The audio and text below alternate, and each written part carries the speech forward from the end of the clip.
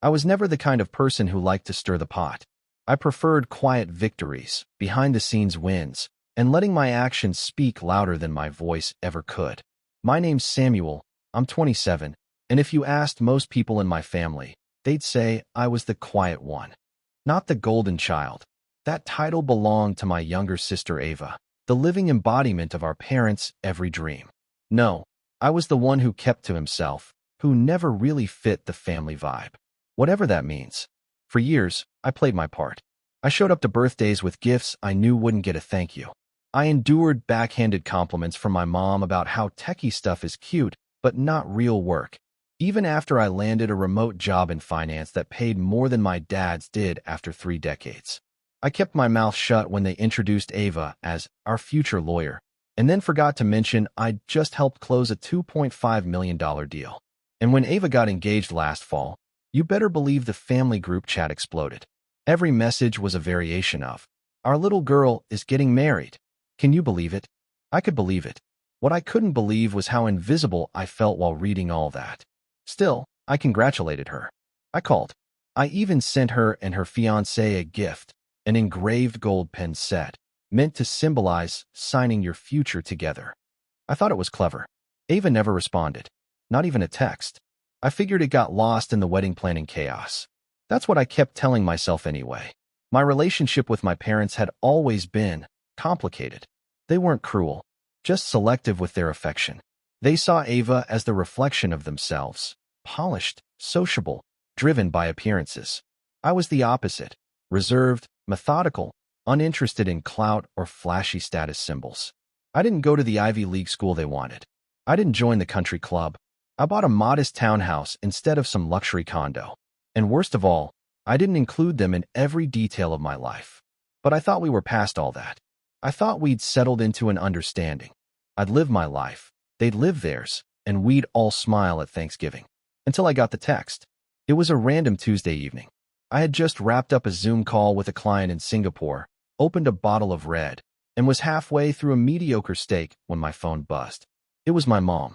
"You're not welcome at the ceremony." The message read, "Ava's parents-in-law think you'd be awkward." I read it twice. 3 times. My first instinct was confusion. I scrolled up to check if I'd missed a prior message. Nope. That was it. No hi. No sorry. No explanation. Just a firm disinvitation wrapped in passive aggression. I stared at the words. The way "awkward" was framed in ellipses like I was some unpredictable wild card they had to keep locked away.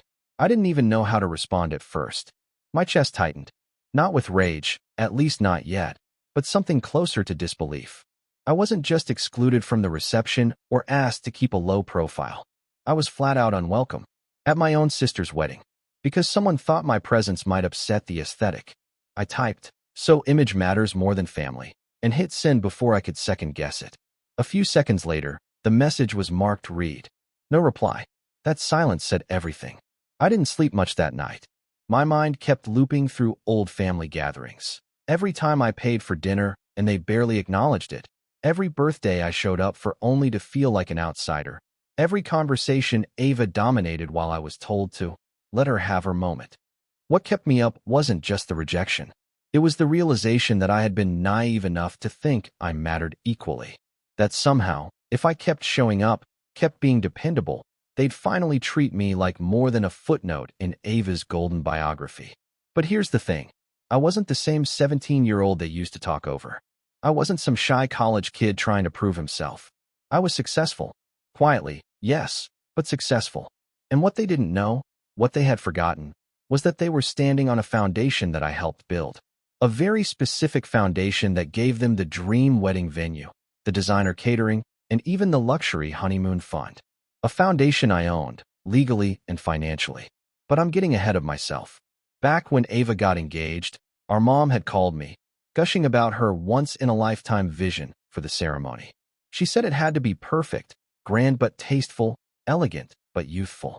I had tuned most of it out until she mentioned their biggest hurdle, funding. Ava's fiancé was still in grad school, and while her future in-laws were respectable, they weren't wealthy. My parents had dipped into retirement savings just to book the first deposits. So naturally, they turned to me. Just a short-term investment, my mom had said over speakerphone. You can write it off. And you'd be part of something truly beautiful. She didn't ask if I wanted to contribute. She assumed I would. And honestly, at the time, I didn't mind.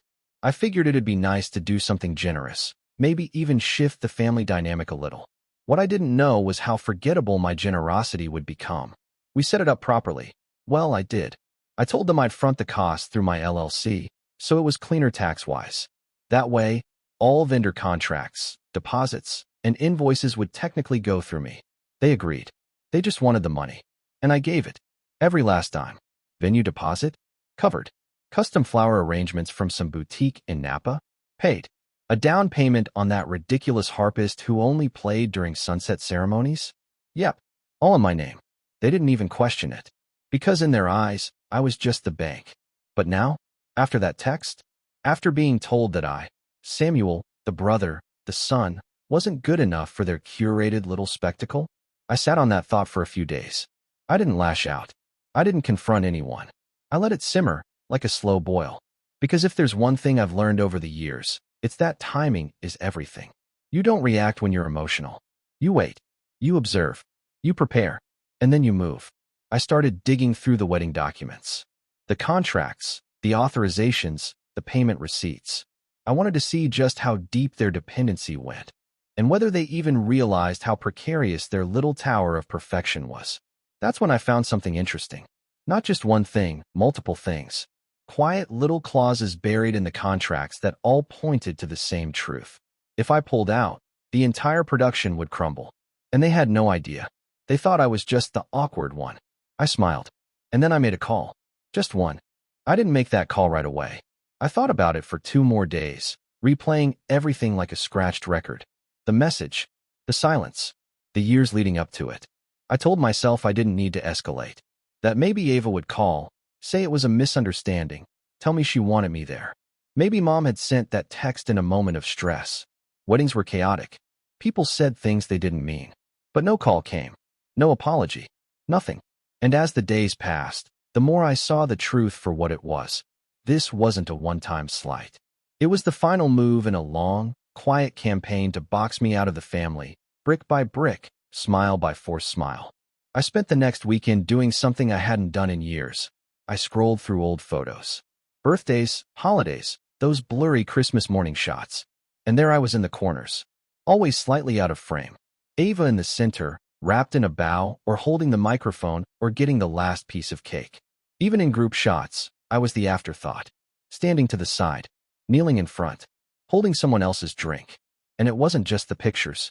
It was the family vacation when I was 19 where they forgot to book me a room and told me I could just crash on the couch while Ava got the suite. It was the time my parents drove 4 hours to surprise her during finals with a care package and didn't even text me at my own college, one that was 30 minutes away. It was the way my dad introduced me at reunions. This is Sam. He works with computers or finance or something. Smart kid. Then he'd practically shout, "And this is our Ava. She's going to law school." It had always been that way. I just didn't want to see it. I kept hoping that one big gesture, one favor, one donation, one thoughtful gift might shift things, might earn me a seat at the same table. But instead, all it did was confirm to them that I'd never demand anything, that I'd give without question and disappear quietly when asked. And that, I realized, was exactly why they felt comfortable texting me that I was awkward and uninvited. Not even a phone call. Not even an attempt to pretend it was about capacity or logistics. Just, you don't fit. I didn't tell anyone what I was planning. Not yet. But I started taking mental inventory of what I actually meant to these people, beyond my wallet. It wasn't long before the next blow came. It was a Thursday evening, and I was halfway through reviewing quarterly numbers for a client when a knock came at my door. I wasn't expecting anyone. When I opened it, I saw a familiar figure, Uncle Ray. Now, Uncle Ray was one of the only relatives who ever treated me like a human being. He wasn't flashy. He worked as a mechanic for 30 years, loved football, and made killer ribs. He never picked sides in the family hierarchy, but he always made time for me, even when others didn't. "Got a minute?" he asked, holding up a 6-pack. I nodded and let him in. We sat on the back patio, the sun just starting to dip below the rooftops. After a few minutes of silence, he finally spoke. "Samuel, I heard about the wedding." I raised an eyebrow. "What about it?" He gave me a look, the kind that said, "Don't play dumb." They're telling everyone you're not coming because you don't support Ava's relationship, that you've always been jealous, that you made things tense at the engagement party. I blinked. What? I figured it was crap, he said. But it's spreading. Your mom told your Aunt Jan that you made Ava cry, said you criticized her fiancé's career path, then said you pulled out of the ceremony because you were bitter she's getting married before you. I felt my stomach twist. That was the game now? Rewriting the narrative before I could speak. I didn't even go to the engagement party, I said slowly. I was in San Diego on business. Ray nodded. I know, but no one's bothering to fact-check. You've always been quiet. Makes it easy for them to fill in the blanks. I stared into my drink. My jaw clenched so hard I felt my molars ache. They think I'll stay quiet, I muttered. Ray just nodded again. That night, I sat at my desk and pulled out every document I had connected to the wedding. I had itemized records of every wire transfer, every signed vendor agreement, every clause and condition. The catering deposit alone was 20 grand, and the refund clause allowed for cancellation up to 72 hours before the event. The harpist required a signed performance release, my signature.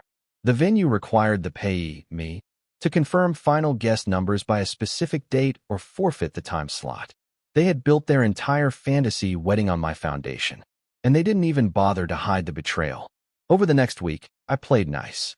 I didn't push. I didn't call or text. I just watched. They removed me from the wedding Facebook group. Ava blocked me on Instagram, probably to stop me from stealing her thunder. I got no invitation to the rehearsal dinner, though Uncle Ray told me it was being held at a private estate north of the city. Classy, expensive. And then, the final slap. I was at my parents' house one Sunday evening, picking up some documents my dad had left behind in a mutual safety deposit box we shared from years ago. As I was getting ready to leave, my mom passed by the doorway and paused. By the way, she said, like it was nothing, we found someone to take over the rest of the payments. So you don't need to worry about it. I froze. What? The wedding? I know you were worried about expenses, she said with a patronizing smile. Ava's in-laws stepped up. We're all good now. I knew she was lying. Knew it by the way she wouldn't meet my eyes. No contract has been changed, I said. Everything's still under my LLC. She shrugged. Well, that's fine. As long as you're not getting involved anymore. That's when it hit me. They weren't just ignoring me. They were replacing me. Rewriting history in real time. Telling people I was unstable, selfish, dramatic. Telling Ava I didn't care. Telling the family I was jealous. They were cutting me out completely, while still standing on the money I gave them. I drove home in silence. I didn't even turn on the radio. That night, I pulled up every vendor contract again. One by one, I started making phone calls.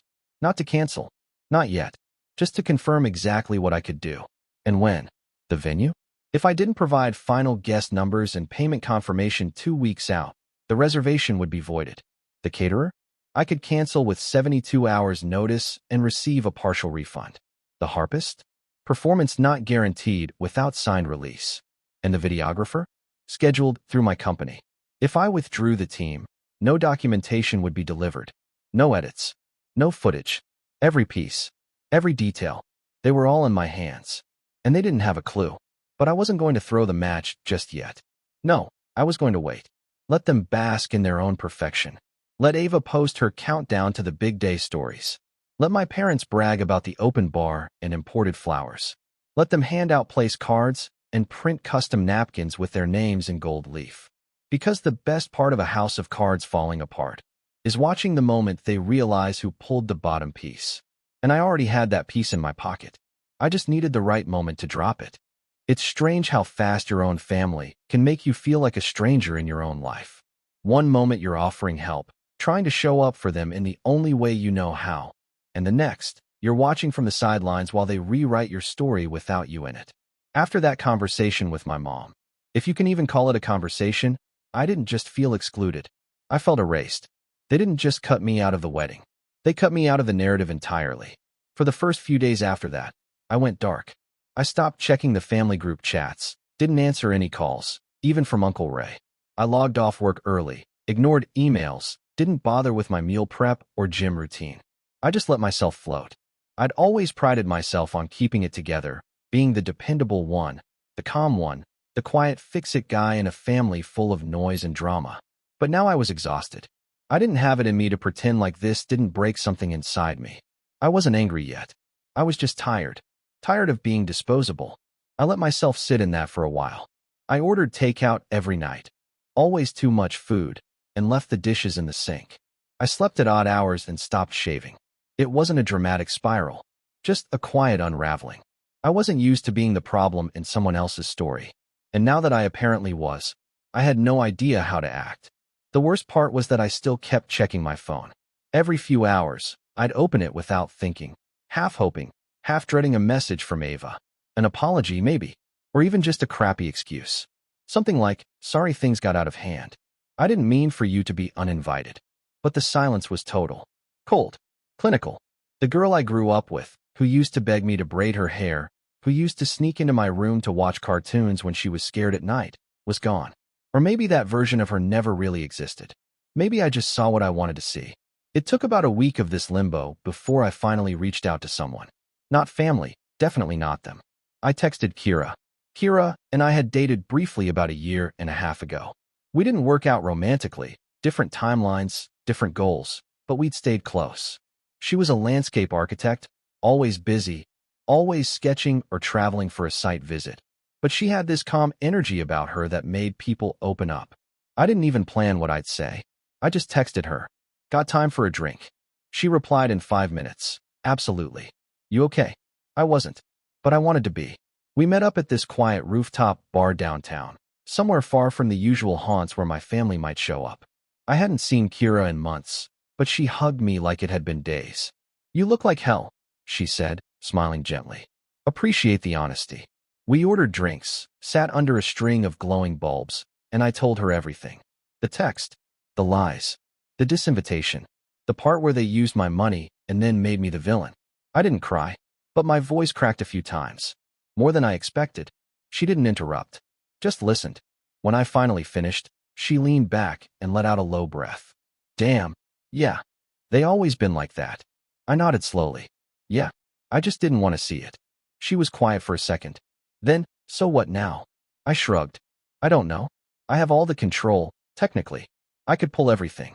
Cancel the venue, cut off the vendors, let it all collapse. And believe me, I've thought about it. But part of me still wants to be seen by them. Not for revenge. Just, for once, I want them to acknowledge what I gave. What I meant. Like maybe if I pull the plug, they'll finally realize what they lost. Kira sipped her drink and looked me dead in the eye. Samuel, they already know. They just don't care. That hit harder than anything else I'd heard. And it was the truth. They knew who I was. What I'd done. They just didn't want it to count. I stayed quiet for a while after that. Then I asked her something I hadn't even admitted I was struggling with. Do you think I'm just hard to love? Kira looked at me for a long time. Not with pity, just with this quiet, focused kindness I wasn't used to. I think you were raised by people who didn't know how to love anything they couldn't control. You made yourself small for them. And now that you stopped, they're punishing you for it. She reached across the table and squeezed my hand. Stop shrinking. That night, something shifted. I went home and cleaned my apartment top to bottom. I shaved. I organized my files. I made an actual grocery list. And for the first time in weeks, I slept through the night. The next morning, I woke up with this strange clarity. Like a fog had finally lifted. I didn't need to be part of their wedding. I didn't need to be at that ceremony, sitting at the distant cousin table, pretending to be happy while they toasted each other for pulling off a fairy tale. What I needed was to take back my narrative. Quietly. Strategically. With purpose. So I started rebuilding. Not with grand gestures or petty revenge, yet. Just with routine. I re-engaged with work. Hard.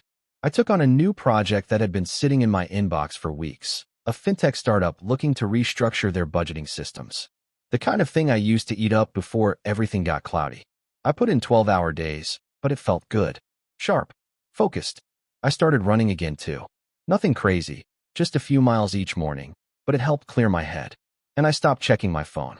If they wanted to reach me, they could, but I wasn't going to chase them anymore. A few weeks passed. The wedding was creeping closer.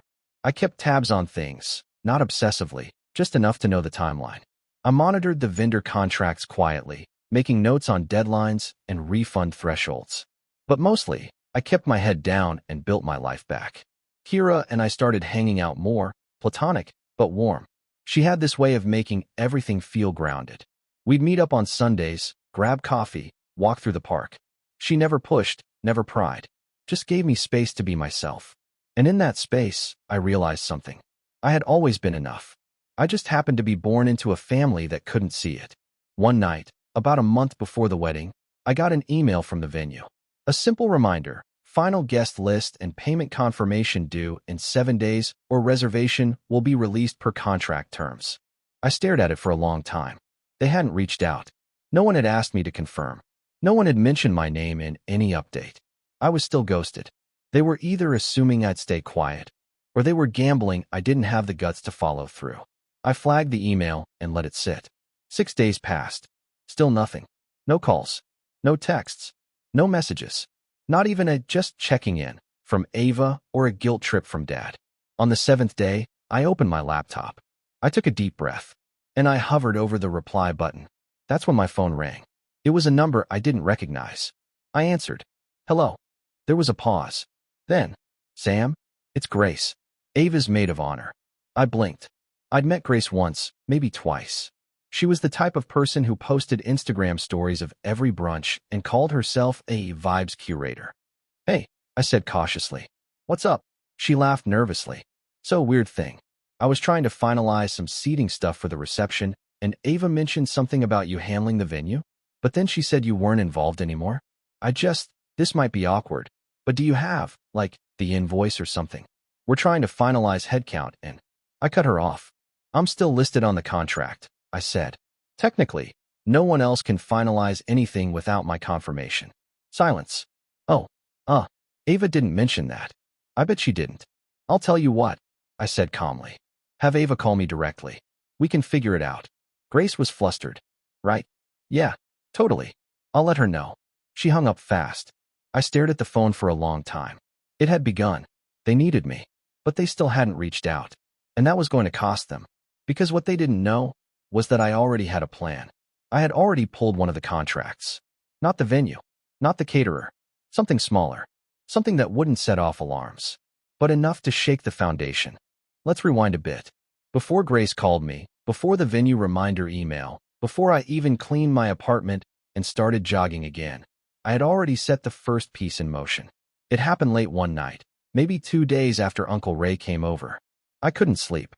I was still stuck in that weird mental limbo between heartbreak and quiet rage, flipping through wedding planning documents on my laptop like they were crime scene files.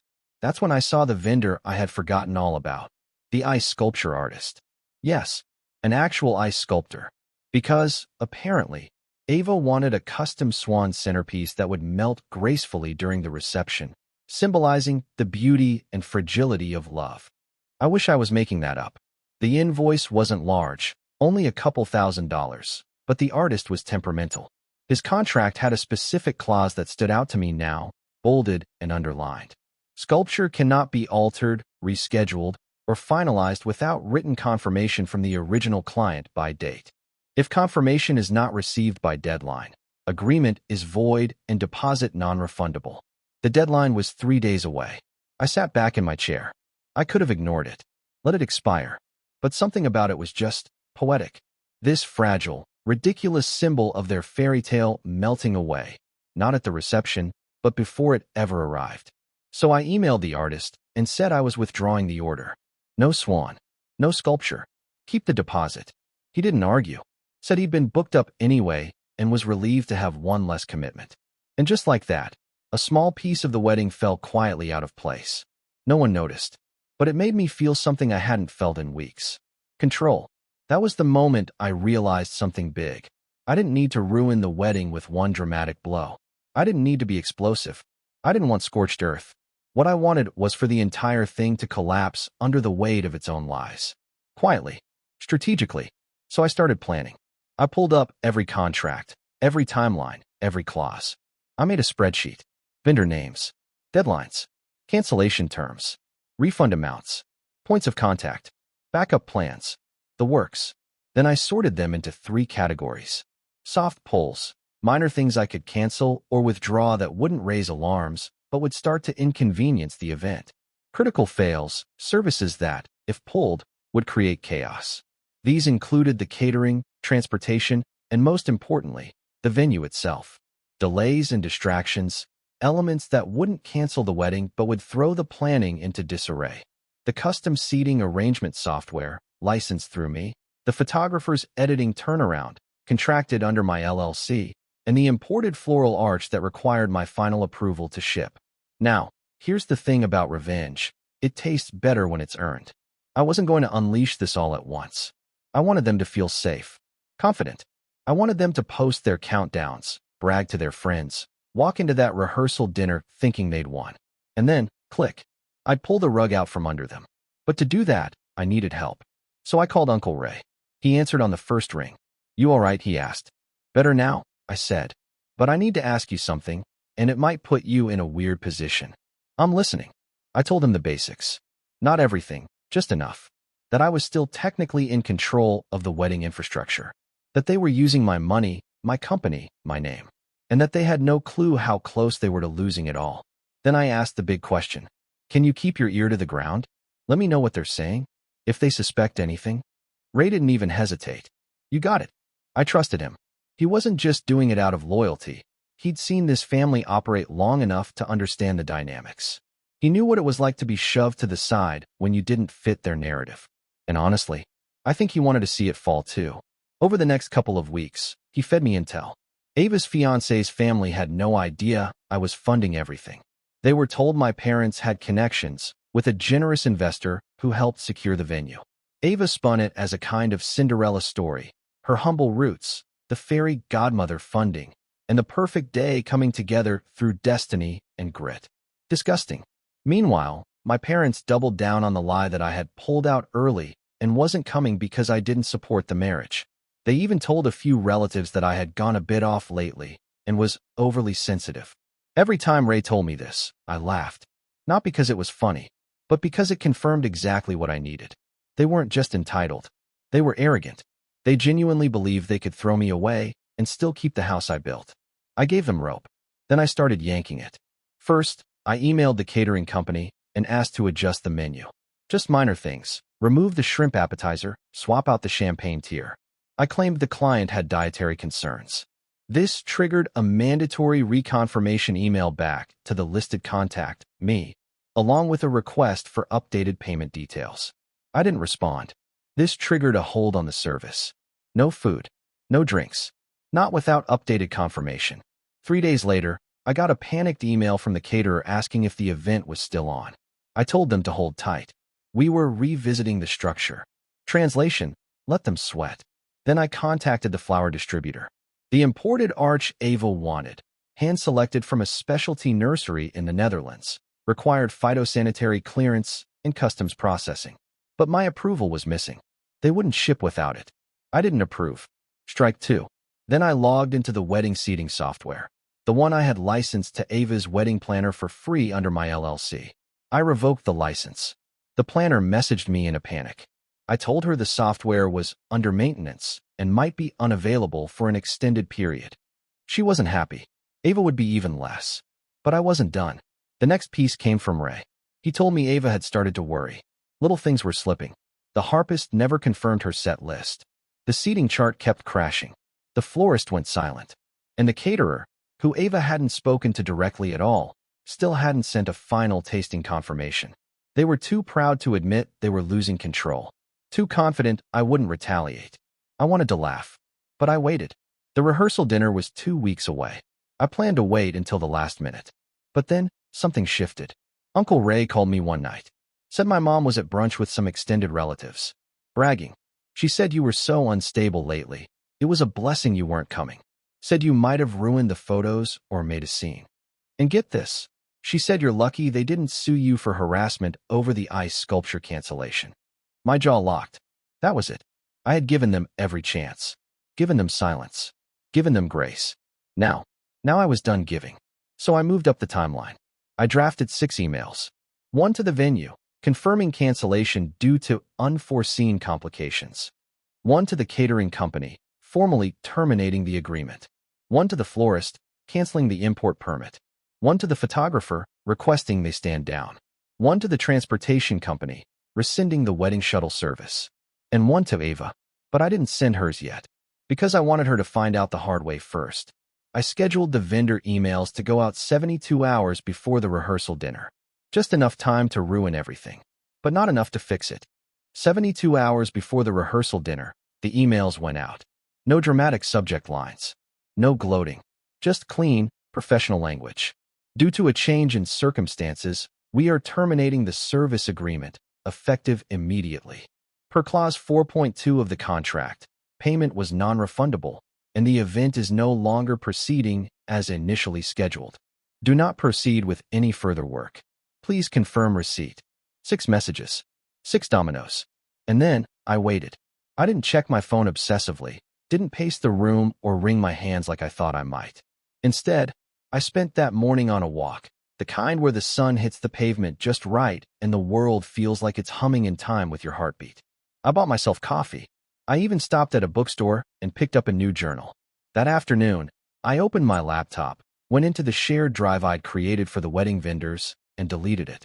It was quiet, efficient, cold, just like they had been. And then, the phone calls started. I let them all go to voicemail. The first came from the wedding planner. Then 2 more from unknown numbers. One from the caterer's assistant. By evening, Ava's name lit up my screen in rapid succession. Calls, FaceTime attempts, even a few texts that started out vague. Sam, please, call me back. This is urgent.